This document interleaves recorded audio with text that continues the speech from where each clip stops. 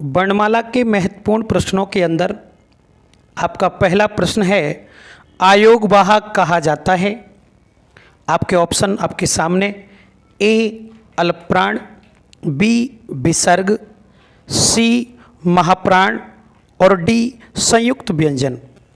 कौन सा इनमें से सही आंसर रहेगा आप बताएं। तो इसका सही आंसर है बी विसर्ग। दोस्तों, आयोगवाह वर्णों की बात की जाए तो आयोगवाह वर्ण हिंदी में दो होते हैं, एक अनुस्वार और दूसरा होता है विसर्ग। ऑप्शन के आधार पर आपका उत्तर सही रहेगा विसर्ग। उच्चारण स्थान की दृष्टि से कौन सा विकल्प शुद्ध है, ये दूसरा प्रश्न आपके सामने आया है। ए शलगम वाला सा ये मूर्धन्य से बोला जाता है, बी सड़क वाला सा ये दंत से बोला जाता है, सी च जो कंठ से बोला जाता है और डी सड़क वाला सा जो तालव्य से बोला जाता है। आपको बताना है निम्न में से कौन सा शुद्ध है। तो दोस्तों, इसमें से शुद्ध है बी सा दंत। इसी क्रम में तीसरा प्रश्न आपके सामने है, ढ का उच्चारण स्थान है ए कंठ, बी तालु, सी मूर्धा और डी दंत। आपको बताना है ढ का उच्चारण स्थान है। तो इसका सही उत्तर है सी मूर्धा। चौथा प्रश्न है, हिंदी वर्णमाला में मूल स्वरों की संख्या कितनी है। ए 4, बी 7, सी 6, डी 5। तो इसका सही उत्तर है दोस्तों ए 4। इसी क्रम में पांचवा प्रश्न आपके सामने है, निम्न में से ऊष्म वर्ण है ए या, बी ला, सी छ और डी सा। तो दोस्तों, इसका सही आंसर है डी सा। ऊष्म वर्णों की संख्या हिंदी में 4 होती है, स स स हा, तीनों सा प्लस हा। तो सही उत्तर रहेगा सा। छठवां प्रश्न आपके सामने है, स्पर्शी वर्णों की संख्या है ए 25, बी 16, सी 7 और डी 4। तो इसका सही आंसर रहेगा बी 16। देखिए दोस्तों, स्पर्श वर्णों की संख्या 25 होती है और स्पर्शी वर्णों की संख्या 16 होती है। का के 4, टा के 4, ता के 4 और पा के 4 वर्ग को इसमें नहीं गिना जाता है। सातवां प्रश्न आपके सामने है, निम्न में से उच्छिप्त व्यंजन कौन सा है। दोस्तों, उच्छिप्त को ताड़नजात या द्विगुण भी कहा जाता है, ये आप ध्यान रखें। तो पूछा गया है उच्छिप्त व्यंजन कौन सा है। ए ल, बी ड, डा में ये जो नीचे चिन्ह लगा हुआ है ये नुक्ता का चिन्ह है, सी र और डी ड। तो इसका सही आंसर रहेगा बी ड, जिसमें नुक्ता का चिन्ह लगा हुआ है। दोस्तों, ड और ढ नुक्ता के चिन्ह वाले दो ही वर्ण ऐसे हैं जो उच्छिप्त वर्णों के अंदर गिने जाते हैं। आठवां प्रश्न आपकी स्क्रीन पर, हिंदी वर्णमाला का 11वां व्यंजन कौन सा है। पूछा गया है हिंदी वर्णमाला का 11वां व्यंजन। ए ठ, बी ट, सी प, डी ज। तो दोस्तों, आपका सही उत्तर है बी ट। आपको बता दूं मैं, क वर्ग स्टार्ट होता है, 5 वर्ण इसमें गिने जाते हैं। फिर उसके बाद आता है च वर्ग, तो 10 वर्ण हो जाएंगे, और 11वां जो वर्ण आएगा वो ट वर्ग से शुरू होगा, तो इसका उत्तर रहेगा ट। 9वां प्रश्न आपके सामने है, छ वर्ण किनके योग से बना है? छ वर्ण किनके योग से बना है?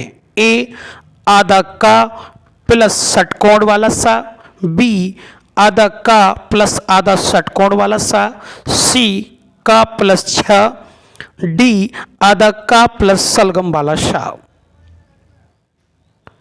तो इसका सही उत्तर रहेगा ए आधा का प्लस पूरा षटकोण वाला सा।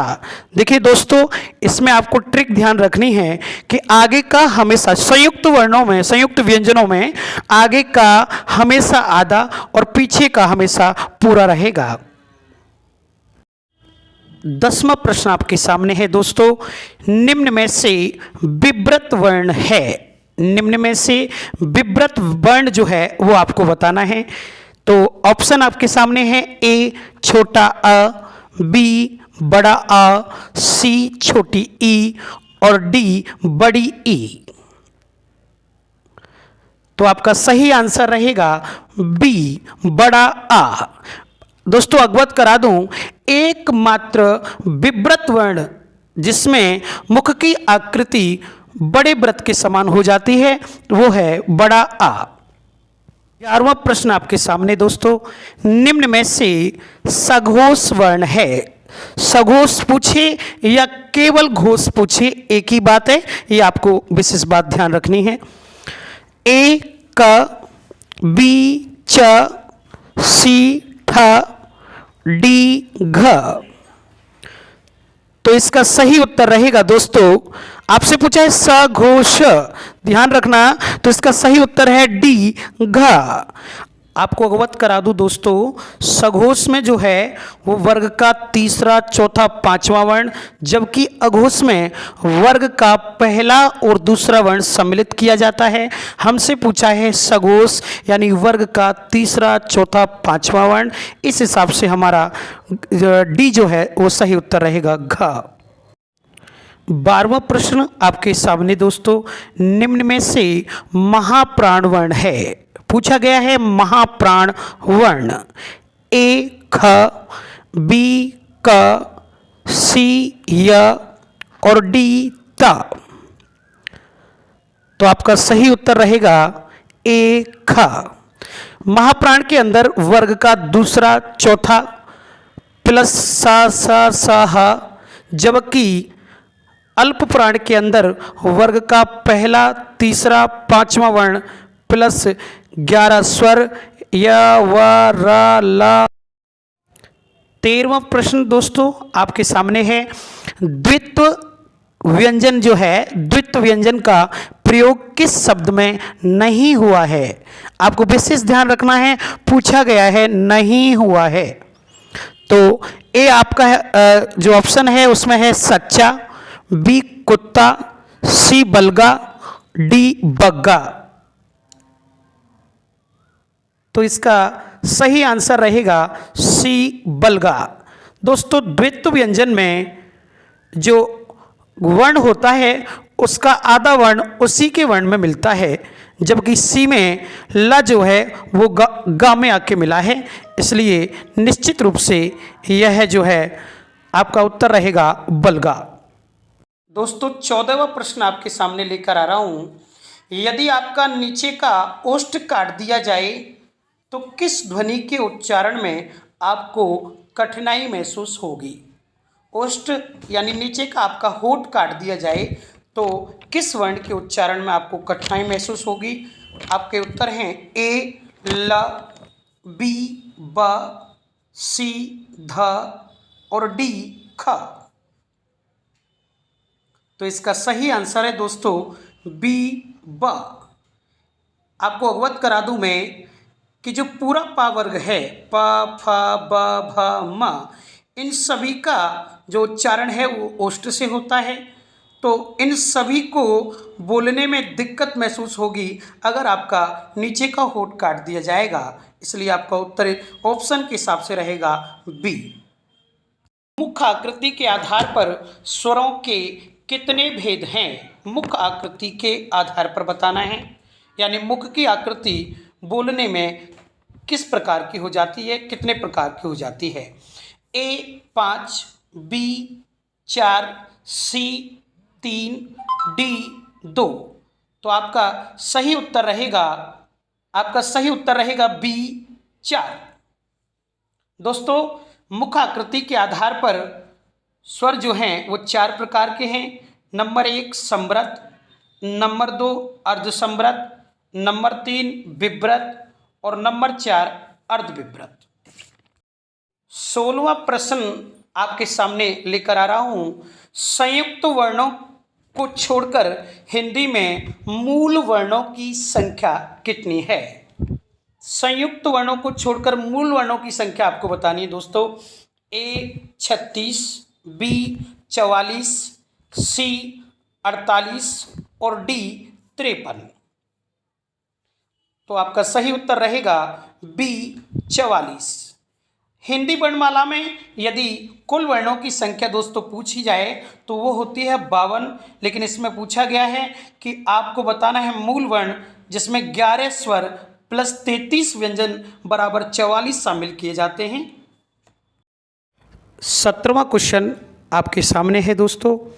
किस क्रम में स्पर्श संघर्षी व्यंजन है? स्पर्श संघर्षी आपको बताना है दोस्तों। ए 6, बी क, सी ख, डी ड। तो इसका सही आंसर रहेगा ए 6। दोस्तों बता दूं आपको, स्पर्श संघर्षी व्यंजनों में केवल 4 वर्णों को शामिल किया जाता है। च वर्ग के प्रथम 4 वर्ण इसमें शामिल किए जाते हैं, च, छ, ज, झ। अगला प्रश्न 18वां। किस क्रम में पार्श्विक व्यंजन है? पार्श्विक व्यंजन बताना है दोस्तों। ए ट, बी ठ, सी ला, डी छ। तो इसका सही आंसर दोस्तों रहेगा सी ला। पार्श्विक एकमात्र ल जो वर्ण है वो गिना जाता है, पार्श्विक में एकमात्र ल वर्ण। तो आपका उत्तर रहेगा सी। 19वां प्रश्न दोस्तों आपके स्क्रीन पर। भाषा की लिखित रूप में, ध्यान देना, लिखित रूप में सबसे छोटी इकाई होती है। ए ध्वनि, बी वर्ण, सी शब्द और डी वाक्य। तो इसका सही आंसर रहेगा दोस्तों बी वर्ण। देखिए, अगर लिखित रूप में अगर आपसे नहीं पूछता तो आपका उत्तर रहता ध्वनि, लेकिन ध्वनि को जब लिख दिया जाता है तो हो जाता है वर्ण। इसलिए मैंने आपसे बोला है कि लिखित रूप में आपसे पूछा गया है, उत्तर रहेगा वर्ण। इस वीडियो का अंतिम प्रश्न आपके समझ पहुंचा रहा हूं दोस्तों, लेकिन एक बात, एक अनुरोध आपसे है कि अगर मेरी वीडियो आपको अच्छी लगे तो आप मेरे चैनल को सब्सक्राइब करें, लाइक करें और मुझे प्रोत्साहन दें। 20वां प्रश्न आपके सामने है। भाषा को शुद्ध रूप से लिखना, बोलना, पढ़ना कहलाता है। भाषा को शुद्ध रूप से लिखना, बोलना और पढ़ना कहलाता है। तो नंबर 1 आपका ऑप्शन है व्याकरण, नंबर 2 वर्णमाला, नंबर 3 भाषा, नंबर 4 काव्य। तो आपका उत्तर रहेगा नंबर 1 यानी ए व्याकरण।